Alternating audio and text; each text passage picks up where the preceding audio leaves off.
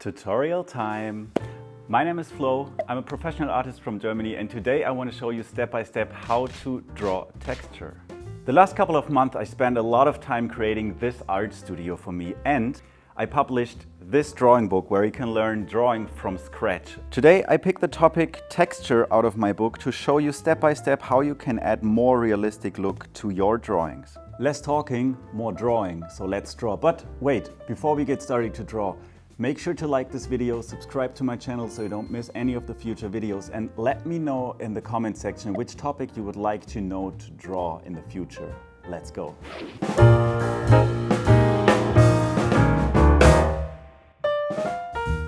Alright, and welcome to the tutorial itself. I have some older sketches here where you can see how it can look when you can handle texture drawing. Good for now, but moving on to the sketches and the drawing, which is basically just a study. So this is the basic texture drawing.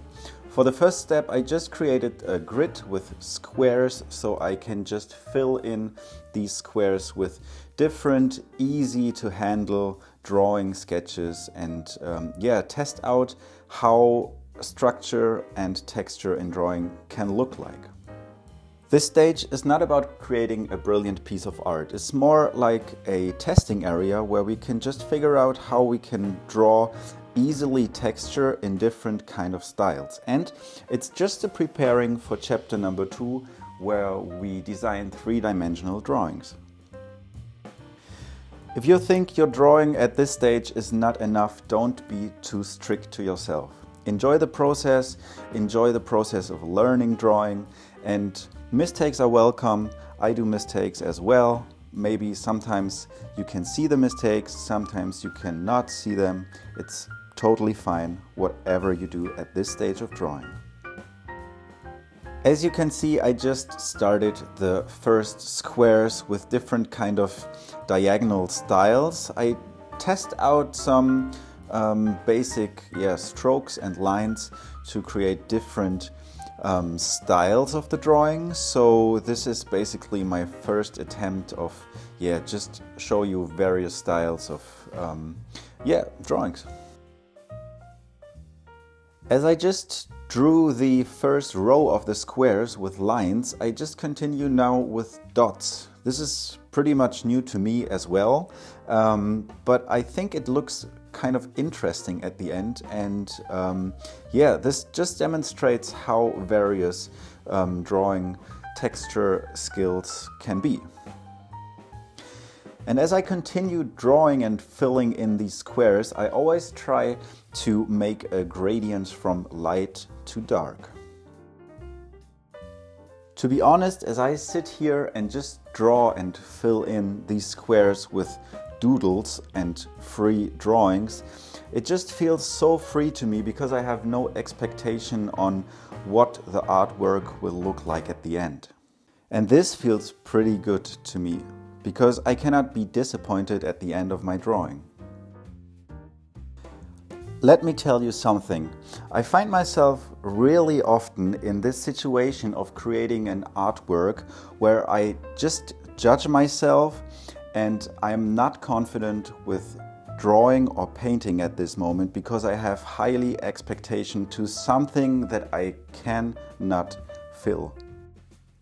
And because of this, it's very important to make a first exercise like this to free your mind and free your hand in doing something that you like and have no expectations.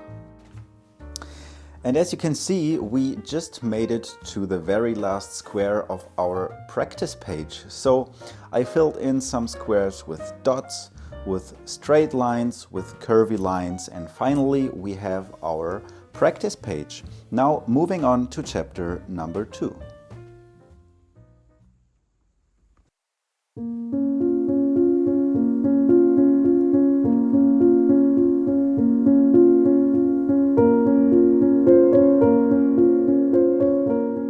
Chapter number 2 is different. Chapter number 2 is about creating a specific design and a specific texture. I just start by creating this three-dimensional cube.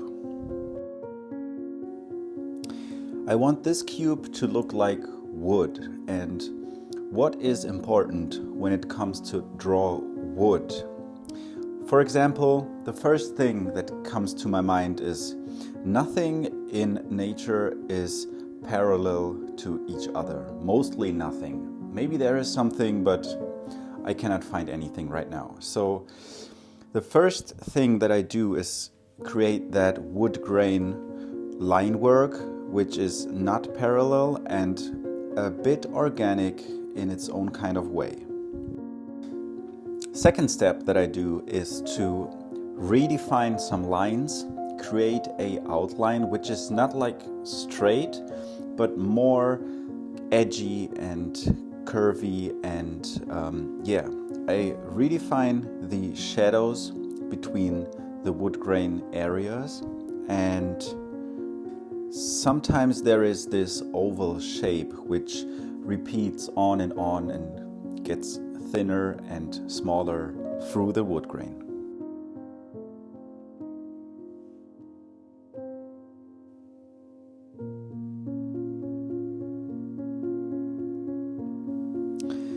I continue drawing with some details and line work, and I always go to the direction of the wood grain.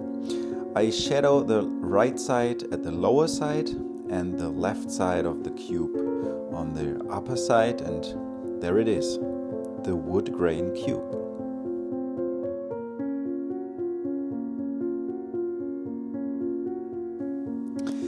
Moving on to the second cube, which brings me to drawing bricks, which is also difficult to me, but I try to explain it in a very simple way to you.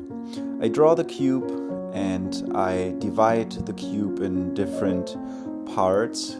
They are mostly equal, but they don't have to, because in nature nothing is equal and parallel to each other, as we have learned. I continue my line work drawing by, as I said, only using lines and no shadow areas, no smudging tools or something else. I just want to make sure where my lines are and where they have to be. Just like in architecture, there is a plan, there is a base, and then continuing building the building up off the ground. Continuing the drawing with adding some cracks to create somehow a realistic look and organic look to my drawing.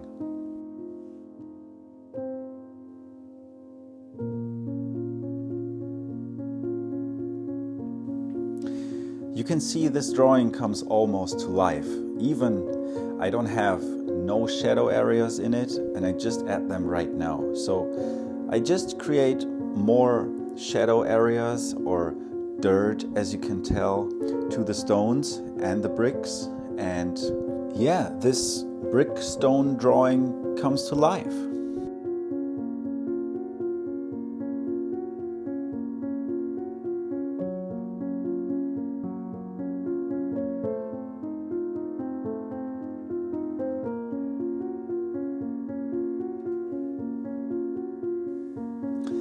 And with finishing this brick cube, we immediately start with a cube of grass.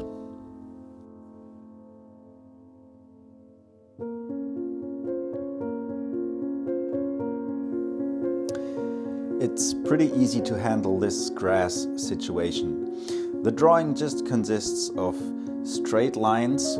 They are sometimes curvy, sometimes wavy, but mostly in a vertical way.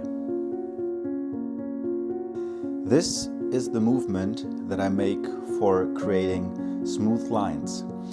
I do it by low pressure at the beginning of my line, high pressure on the paper at the middle of my line, and again low pressure at the end of my line. That allows me to create a smooth line with a smooth transition at the beginning and the end.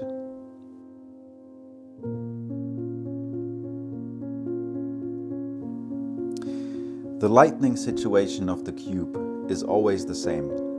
Mostly the light comes from the upper left side, or let's say the upper side, which means the top of the cube is the lightest point.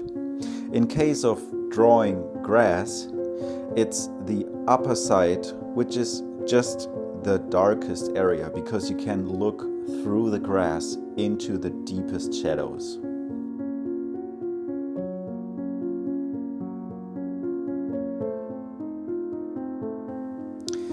Don't waste time, let's go on to the next and final cube of fur. And guess what? I'm starting with a basic cube drawing.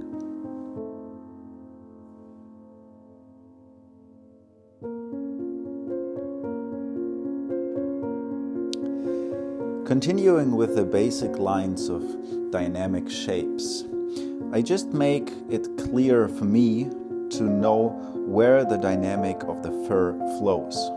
As I set down the first lines, I add some lines through it. In between my motion lines, I add some different thick and thin fur lines, and finally I redefine with more shadows and more pressure on the paper.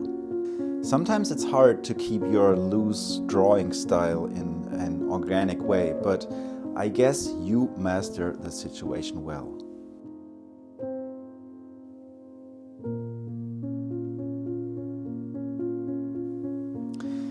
As you can see, my drawing isn't that perfect as well, but I think it's quite enough to create that illusion of fur when you first look at it. And this is what it's all about, I guess. It's not about drawing a perfect thing. I think it's about create that illusion in the first moment. Thanks for watching this video. If you want to learn more about drawing or art, subscribe to this channel and stay tuned. I'll catch you in the next one.